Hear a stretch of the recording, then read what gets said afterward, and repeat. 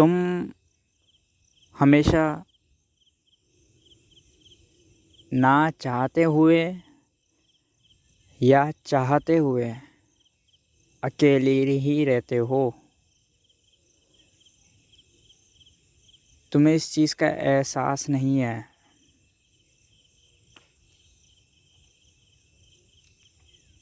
तुम यूँ मान लो जैसे एक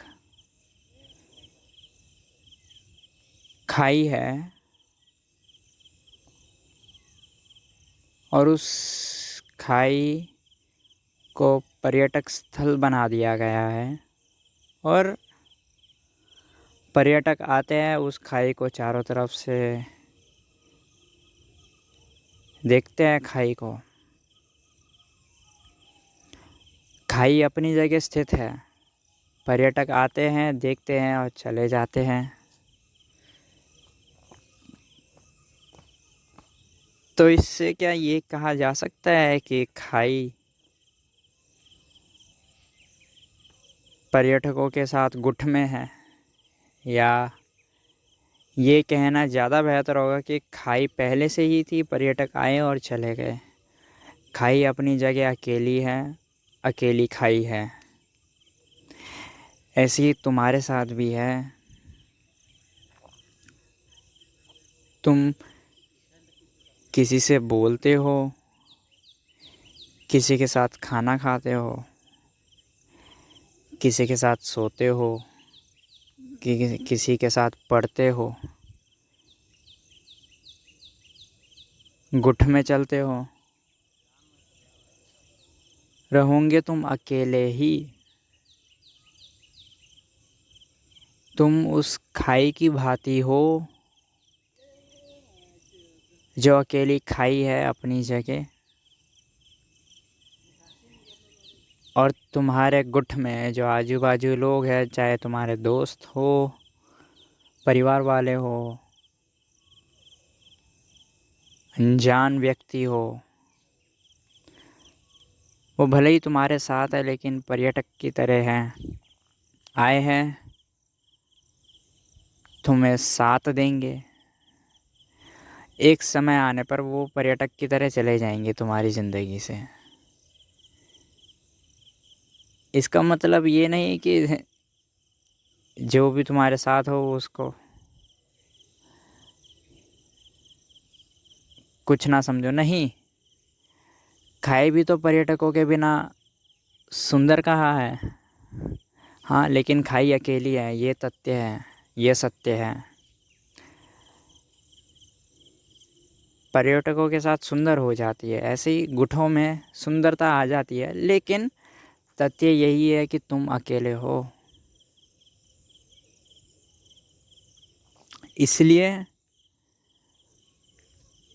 महावीर ने तो यहाँ तक बोला कि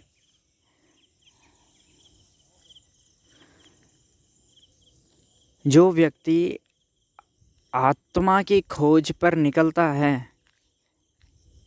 यानी स्वयं खुद, उस व्यक्ति का दूसरे से लेना देना ही नहीं होना चाहिए। दूसरे से कुछ भी लेना देना होगा तो वो खुद की आत्मा तक कभी पहुंच ही नहीं पाएगा।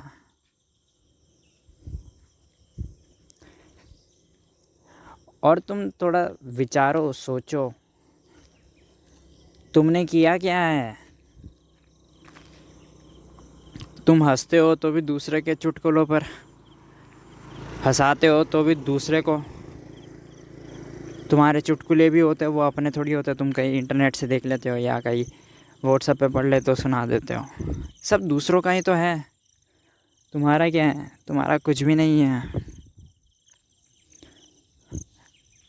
तुम जो परीक्षा में लिखते हो वो तुम्हारा थोड़ी है, वो किताबों से पढ़ के तुमने रट के लिखा है या अध्यापकों से समझकर तुमने लिखा है। तुम जो बोलते हो ये मैंने लिखा है, मेरी अपनी भाषा है, वो भाषा भी तो दूसरे से ही सीखी हुई है। वो भाषा भी तो ABCD तुम्हें तुम्हारे बचपन में सिखाई थी। और जो भाषा तुम्हें बचपन में सिखाई थी वो तुम्हारी थोड़ी है, वो तो अध्यापक ने सिखाई थी तुम्हें। ऐसे ही तुम्हारा कुछ भी नहीं है सिवाय तुम्हारे। तुम ही अकेले हो, तुम ही तुम्हारे हो, तुम ही खाई हो, खाई की भांति हो, तुम ही आत्मा हो। और उस आत्मा का एहसास जिस दिन तुम्हें हो जाएगा, उस दिन भले ही तुम भीड़ भरे इलाके में हो, किसी सार्वजनिक स्थल में हो, फिर भी तुम्हें ये एहसास हमेशा गूंजता रहेगा, हमेशा रहेगा। तुम्हें ये पता रहेगा भले ही 100 लोग हैं मेरे आसपास, लेकिन फिर भी मैं अकेला हूँ। तो ये है कहने का मतलब।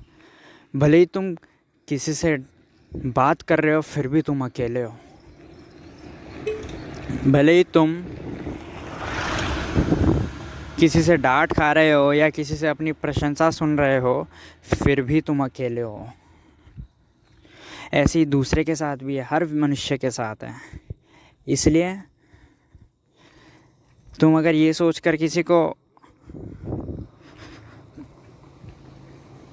प्रशंसा करते हो या ये सोचकर किसी को गाली देते हो कि वह बुरा मान जाएगा या अच्छा मानेगा, तो तुम बड़ी भूल में हो। वो अकेला है। जैसे तुम खाई में चिल्लाते हो, तुम अगर गालियाँ बकोगे तो खाई में एक इको इफ़ेक्ट होता है। कभी पहाड़ी इलाके में जाना, वहाँ पे चिल्लाना, तो जो भी तुम बोलोगे वो आवाज़ गूंज कर वापस तुम्हारे पास आएगी। तो यही होता है, हर मनुष्य खाई की भांति ही है। तुम प्रशंसा करोगे, तुम अच्छे शब्द का इस्तेमाल करोगे, वो भी लौट के तुम्हारे पास ही आएगा इको की तरह। तुम बुरा बोलोगे, वो भी लौट कर तुम्हारे पास ही आएगा। बस दूसरा एक बहाना है तुम्हें खुद के ऊपर बोलने का। तुम्हारे शब्द तुम्हारे पास ही रहेंगे सदा के लिए। ना तुम्हारे शब्द दूसरे के पास कभी जा सकते हैं, क्योंकि वो तो इको होकर रिफ्लेक्ट हो जाएंगे तुम्हारे ऊपर, प्रतिध्वनि, रिफ्लेक्टेड साउंड। और ना ही दूसरे के शब्द तुम्हारे पास कभी आ सकते हैं।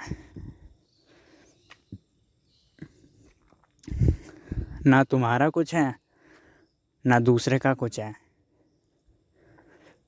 सब यहीं पे ही मिला है और यहीं पे ही रह जाएगा। तुम्हारा केवल कुछ है तो वह हो तुम, तुम्हारी आत्मा।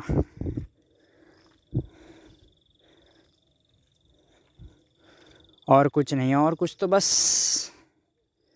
सुविधाएं, सुविधा के लिए। और सब कुछ तो बस तुमने गाड़ी खरीद ली, सुविधा हो गई, घर से दफ्तर चले गए। कलम खरीद लिया, सुविधा हो गई, ताकि अपने विचार कागज़ पर लिख सके कलम की मदद से। तो ये सब सुविधा के लिए है। कलम तुम्हारी थोड़ी है हमेशा के लिए, ख़त्म होने के बाद तो तुम फेंक दोगे। कार तुम्हारी थोड़ी है हमेशा के लिए। 10 साल बाद या 30 साल बाद इंजन ख़राब होना है, इंजन सड़ना है, गाड़ी के अन्य अंग भी सड़ने हैं। तो बस गाड़ी को भी बेच दूंगे या निकाल दोगे, लेकिन सदा के लिए तुम्हारे साथ थोड़ी रहेगी। सदा के लिए तुम्हारे साथ क्या रहता है, ये कभी सवाल करना खुद से।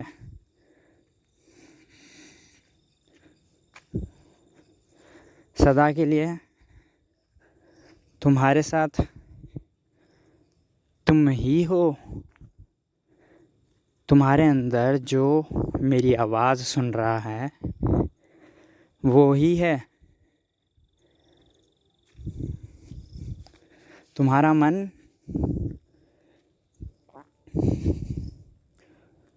और तुम दोनों में फ़र्क है।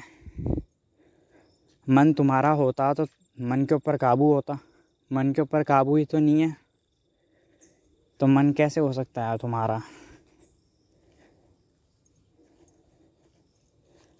मन भी पराया ही है, यहीं पे रहेगा, यहीं पे मिल जाएगा। केवल तुम ही तुम्हारे हो।